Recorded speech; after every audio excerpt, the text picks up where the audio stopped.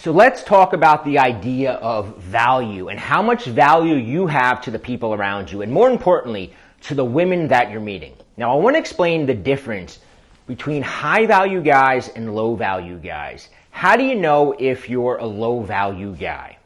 Well, if you're meeting women and you're finding it really hard to get them out on a date or to progress anything with them, it's usually because they don't value their time with you.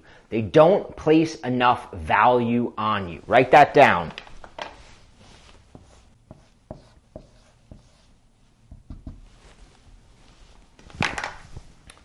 When we value something, we make time for it. We have a sense of urgency. If she really doesn't have a sense of urgency to meet up with you, it's because she doesn't place a high enough value on you.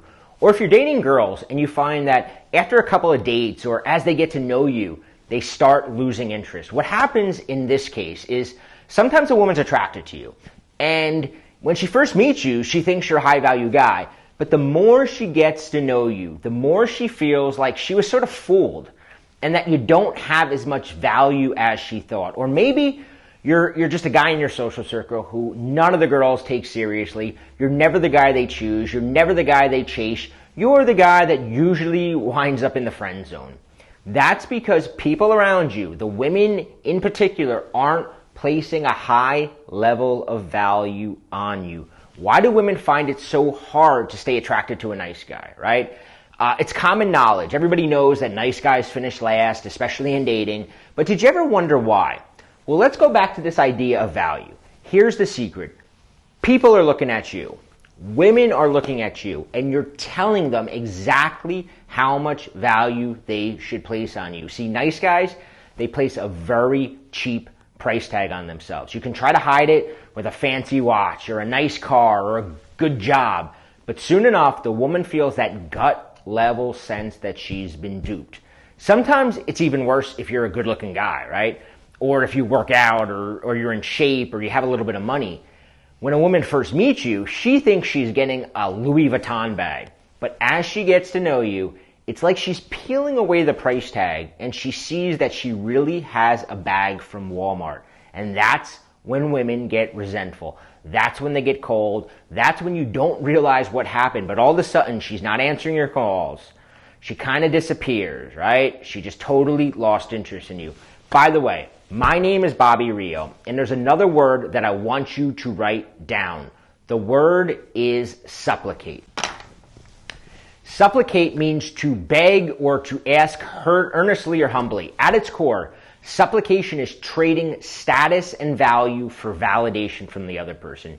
You're willing to give away your status, your power to the other person at expense of your own to be validated by them. Nice guys trade away their value, they trade away their status to be liked by women.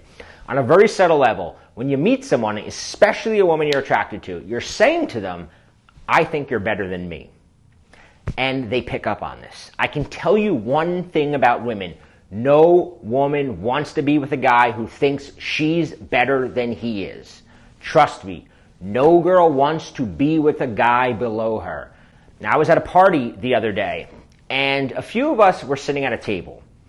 Some girl comes out over to us, and she looks at one of the guys, and she hands him her cup. She says, can you get me another glass of sangria? And now this guy, it wasn't her boyfriend. It wasn't a guy she was sleeping with. This was just some guy. Maybe I think he was like an acquaintance of hers at most. And he looks at her, and he's like, why? What? He's kind of confused.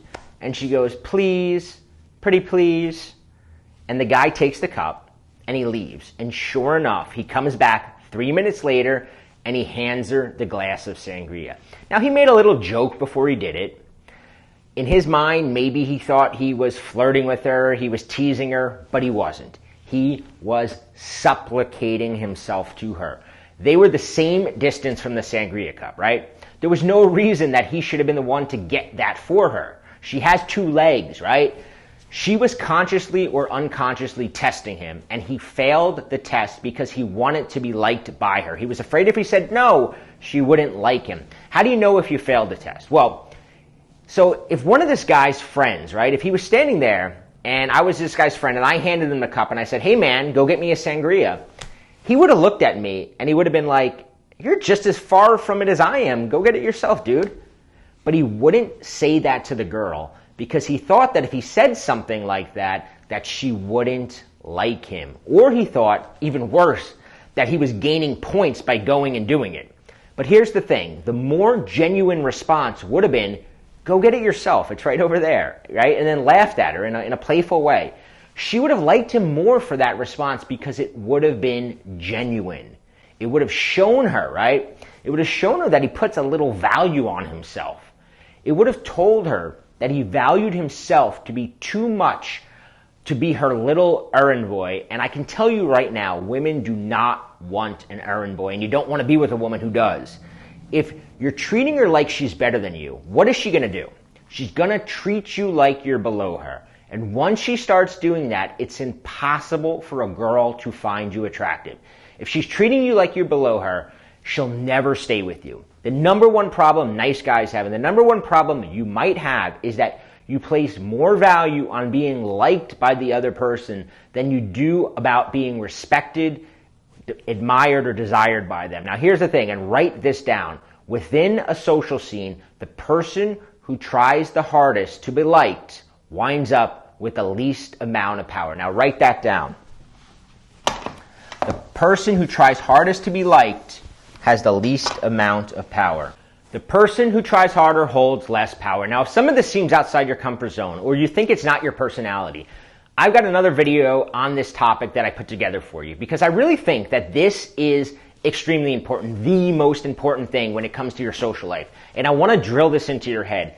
You're going to find that it's a lot easier than you think to transform from a low-value guy to a high-value, high-status guy. Because status has nothing to do with how much money you make. It has nothing to do with how good-looking you are. It has nothing to do with what kind of clubs you get into or how many Facebook friends you have. What status has 100% to do with is how much value other people place on you, and how much value, and this is most important, you place on yourself. So I recorded another little video. It's actually on my website, and you can click the link in the description or below, and it'll take you to my website where I share the core differences, the core attitudes and behaviors, the core traits that make up a socially powerful, high-value man within a social scene. These are changes that you can implement today, no matter where you are. Now, this isn't a video promising you magic pickup lines or anything like that. I'm not promising you that tomorrow you're going to wake up and be as cool as George Clooney.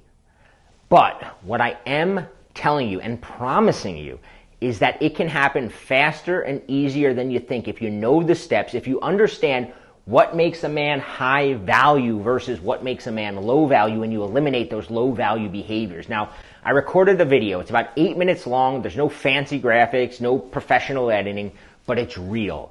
I'm going to give you the number one most important thing you can do today to increase the amount of social value other people, especially the women you meet, place on you.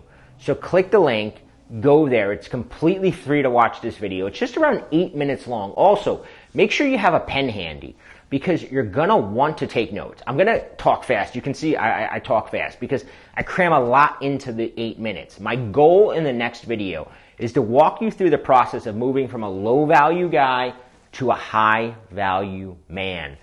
Because if you're not dating the quality girls you want within your scene, if you're losing interest of girls as they get to know you, it's because, as I said, chances are, as they get to know you, your value in their eyes is diminishing. So let's pinpoint, right? To start off with exactly maybe where you're slipping up. A lot of guys are blind to this. It's like a blind spot. We don't see it. We don't know it. We don't realize where we're messing up.